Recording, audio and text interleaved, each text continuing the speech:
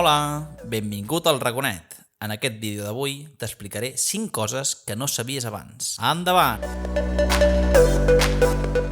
Número 1. Sabies que existeix un animal que és biològicament immortal? Sí, es tracta de la medusa Turritopsis dorni. Aquesta medusa, quan es fa adulta, en comptes de morir, és capaç de tornar a la seva etapa de pòlip, com si fos una cria, i així torna a desenvolupar-se fins a fer-se adulta. Aquest cicle el pot fer infinites vegades. Per això es considera que, biològicament, és un animal immortal. Ara bé, està clar que si un animal l'ataca, o jo li clavo un pal, aquest animal moriria. Però si ningú la molesta, pot viure indefinidament. Número 2. Si et pregunten per què floten els astronautes de l'Estació Espacial Internacional, segurament la teva resposta serà perquè allà no hi ha gravetat. Doncs lamento dir-te que això no és així. L'estació espacial es troba tan sols a 354 quilòmetres de la superfície terrestre. Per tant, la gravetat és gairebé la mateixa que a la Terra. El que passa és que aquesta atracció que fa la Terra sobre l'estació fa que aquesta orbiti a una gran velocitat, exactament a uns 27.600 km per hora. És a dir, que l'estació espacial fa una volta completa a la Terra cada 90 minuts. És aquesta gran velocitat la que provoca la ingravidesa dins de l'Estació Espacial Internacional. De fet, és com si estiguessin en una caiguda lliure constant. Anem a per al número 3.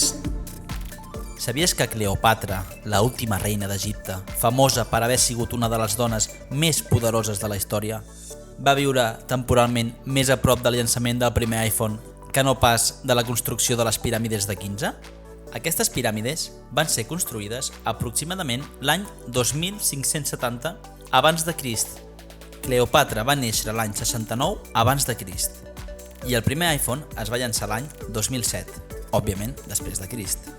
Per tant, entre la construcció de les piràmides i el naixement de la reina van passar uns 2.501 anys, mentre que entre Cleopatra i el primer iPhone només els separen 2.086 anys. Abans de seguir, recorda que si t'està agradant aquest contingut, et pots subscriure al canal i activar la campaneta per donar-me suport i seguir fent vídeos com aquest. Número 4. Sabries dir quin és l'animal que causa més morts d'humans? Potser estàs pensant en aquest. O potser en aquest altre. O potser en aquest. Doncs no, es tracta d'aquest maleït i insuportable insecte, el mosquit.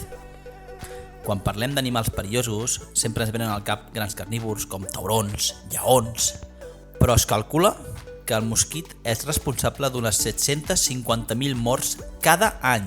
Això és degut a que les seves picades, sobretot en països poc desenvolupats, transporten virus o paràsits com ara la malària o el dengue. Així doncs, si un mosquit pica a una persona infectada amb alguna d'aquestes malalties, té el poder de contagiar a moltes altres persones sanes.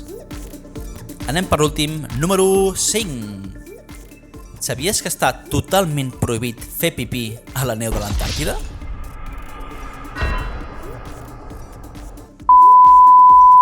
Això és degut a que es tracta d'un ecosistema molt fràgil, on les baixes temperatures fan que hi hagi poques espècies d'animals i de microorganismes descomponedors, és a dir, que transformin la matèria orgànica en inorgànica.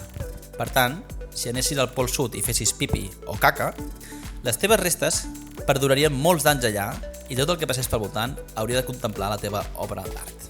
És per això que els científics que treballen i fan missions a l'Antàrtida han de portar amb ells mateixos uns pots on depositar les seves deposicions i tornar-les al camp base per eliminar-les correctament. Fins aquí aquesta primera edició de 5 coses que no sabies abans. Ens veiem en un altre vídeo. Adeu!